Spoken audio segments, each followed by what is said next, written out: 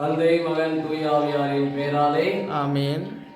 இயேசுவில் பிரியமான சகோதர சகோதரிகளே, டிசம்பர் மாதத்துடைய 14ஆம் நாளிலே தாயாம் திரு அவை மகிழ்வோடு தூய சிலுவை யோவானுடைய திருவிழாவை கொண்டாடுவதிலே கார்மைல் சபையினர் இன்று மகிழ்வோடு தங்களுடைய சபையை சீர்திருத்த 16ஆம் நூற்றாண்டிலே சீர்திருத்தம் செய்த புனிதரை இன்றைக்கு நினைவுகூர்ந்து கொண்டாடுகின்றோம்.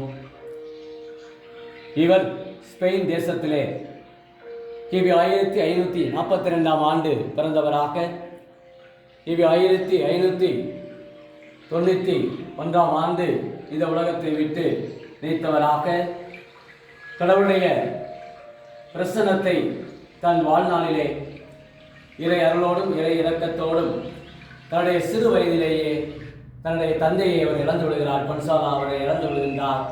தன்னுடைய தாயினுடைய வளர்ப்பால் இவர் தன்னுடைய ஊருக்கு மெதினாதல் காம்போவுக்கு சென்று வளர்க்கப்படுகிறார். பள்ளிக்கூடத்துக்கு செல்லுகின்றார்.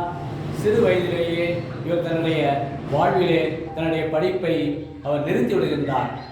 அதன் பிறகு இவர் மருத்துவமனையிலே சென்று தன் வாழ்நாளிலே அங்கு ஏழை எளிய மக்களுக்கு இந்த தன்னுடைய மருத்துவ பணிகளை அவர் செய்து கொண்டு வாழ்கின்றார். அதன் பிறகு இயேசுவை குருவானவரை அவர் தன் வாழ்நாளிலே சந்திக்கின்றார். அவர்களுடைய அந்த இயேசு சபையினுடைய அந்த பயிற்சியை பெற்றவராக தன் வாழ்நாளிலே இருக்கிற ஆங்கில புலமையையும் தன்னுடைய அறிவினுடைய விசாலத்தையும் தன் வாழ்நிலை அந்த இயேசுவை குருக்களோடு நன்கு தோழமை கொண்டு பழகுகின்றார்.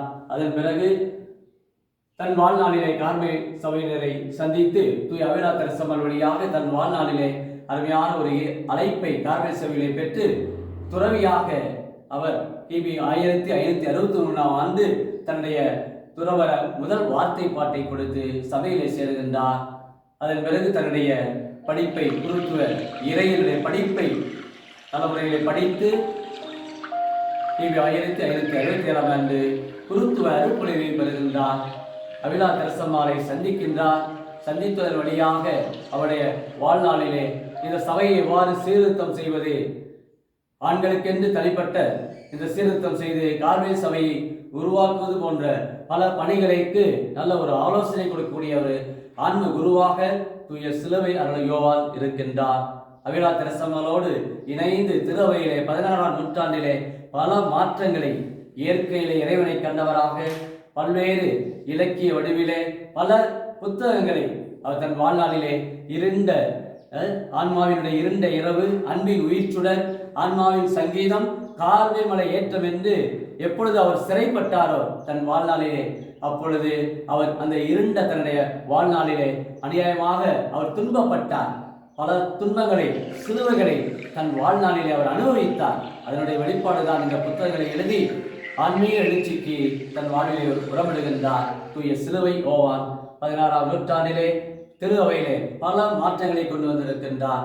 இவர் நம்முடைய 11ஆம் பத்திநாதர் இவரை திருச்சபையுடைய மறைவல்லுநராக இவரை அறிவித்திருக்கின்றார். 13ஆம் சிங்கராயர் இவரை தன்னுடைய வாழ்நாளிலே இவருக்கு புனிதர் பட்டத்தை கொடுத்திருக்கின்றார். இவ்வாறாக இவர்கள் தன்னுடைய வாழ்நாளிலே இறை அருளோடும் இறை இரக்கத்தோடும் ஜப வாழ்விலே ஆண்டவரோடு இணைக்கப்பட்டவராக தன்னுடைய வாழ்விலே இந்த ஜபத்தின் வழியாக நாம் கடவுளை அடைய முடியும் என்பதை இந்த உலகத்திற்கு பறைசாற்றியிருக்கின்றார். அன்பே ஆணிவேரும் அடித்தளமாக இருப்பதாக என்ற பவுலுடைய வார்த்தை கிணங்க கடவுளை முழுமையாக அன்பு செய்திருக்கிறார். பல இன்னல்கள் மத்தியிலே, நோய்வாய்ப்பட்டிருக்கிற மத்தியிலே தன் வாழ்நாளிலே கடவுளுடைய உடனிருப்பை தன் வாழ்நாளை அனுபவித்திருக்கின்றார். 16ஆம் நூற்றாண்டிலே திருச்சபை பிளவுபட்ட அந்த காலங்களிலே இவருடைய இந்த எழுத்துக்கள், இவருடைய சிந்தனைகள் இன்றைக்கு உயிரோட்டம் கொடுக்கக்கூடியதாக இன்றைக்கும் அவருடைய வார்த்தைகள், அவருடைய கவிதைகள் மாசில் வீணையும் மாலை மதியும் வீசு தண்டலும் வந்ததே ஈசன் எந்தன் இணையடி நிலையிலே என்ற பாடல் வரிகளுக்கு ஏற்ப தன்னுடைய வாழ்நாள் முழுமையாய் இயற்கையிலே, காற்றிலே, மரம் செடி கொடிகளிலே கடவுளுடைய பிரசனத்தை கண்டு வாழ்ந்திருக்கின்றார். ஜபத்தினுடைய ஒரு முழுமையான ஒரு அனுபூதியாக தன் வாழ்நாளில் முழுமையாய் ஜபத்துக்காகவே ஆண்டவருக்காகவே அர்ப்பணித்திருக்கின்ற தூய சிலுவை யோவானை கார்மெல் சபை, அகில உலக கார்மெல் சபை இன்றைக்கு இவரை பெருமகிழ்வோடு கொண்டாடி இன்றைக்கு இவருடைய பிள்ளைகளாக வாழ்ந்து கொண்டிருக்கும் ஒவ்வொருவரும் அவருடைய அடிச்சூடுகளை இன்னும் பின்பற்றி நடக்க 21ஆம் நூற்றாண்டிலும் இன்றைக்கு கார்மெல் சபை சகோதரிகள், இன்னும் கார்மெல் சபை குருக்கள், சகோதரர்கள் பல பணிகளை, ஆன்மீக பணிகளை செய்து கொண்டிருக்கிறார்கள். அனைவருக்கும் இன்று ஜெபிப்போமா. அன்பின் பரலோக பிதாவே, அப்பா இயேசுவே, அருமையான இந்த நாளுக்காக நன்றி கூறுகிறோம்.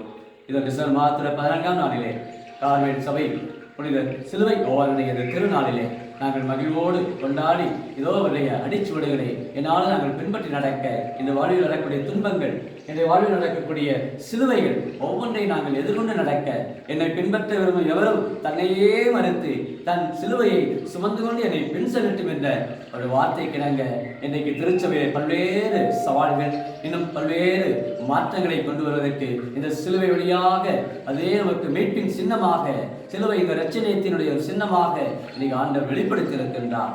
அத்தகைய ஒரு சிலுவையை என்னாலும் நாங்கள் பின்பற்றி நடக்கக்கூடியவர்களாக அவருடைய கலாத்திய மடலிலே 6ஆம் அதிகாரம் 14வது வசனத்திலே, இதோ நான் வேறு எதை குறித்தும் பெருமை கொள்ள மாட்டேன், இயேசுடைய சிலுவையை குறித்து மட்டுமே நான் பெருமை கொள்வேன் என்று சொன்னது போல இன்னைக்கு ஒவ்வொருடைய வாழ்விலும் இன்னும் பல்வேறு தடைகள், பிரச்சனைகள், குழப்பங்கள், வேதனைகள், துன்பங்கள், நெருக்கடிகள், சிலுவைகள் போன்ற பல வடிவங்களிலே இன்றைக்கு அனுபவித்துக் கொண்டிருக்கிறோம். இயேசுவே, இதற்கு சிலுவை யோவான் எவ்வாறு 16ஆம் நூற்றாண்டிலே உங்களுடைய வார்த்தைகளை கடைபிடித்து இறை அனுபவதியாக தன் வாழ்நாள் முழுமையாய் ஜபத்திலே இயற்கையிலுமை கண்டது போல எங்களுடைய அன்றாட வாழ்விலும் எங்களுடைய சபையிலும் இன்னும் நாங்கள் ஒவ்வொருவருமே ஆன்மீக வீரர்களாக, ஜெபிக்கின்ற வீரர்களாக இறை அருளை என்னால் நாங்கள் பறைசாற்ற, என்னாலும் உங்களுடைய இறை அருளை, இறை இரக்கத்தை கார்மேல் சபையினர் அனைவருக்குமே இந்த நாளிலே நிறைவாய் கொடுத்து, இன்னும் தொடர்ந்து இந்த காலத்தின் அறிவுரைகளுக்கு ஏற்ப நாங்கள் சபையை சீர்திருத்தம் செய்யக்கூடிய நல்ல வழிகளையும் நல்ல இறை ஞானத்தையும் ஒவ்வொருவருக்கும் நிறைவாய் கொடுத்து, கார்மேல் சபை சகோதரர், குருக்கள், கன்னியர்கள், அனைவற்ற மனத்தில் இருக்கிற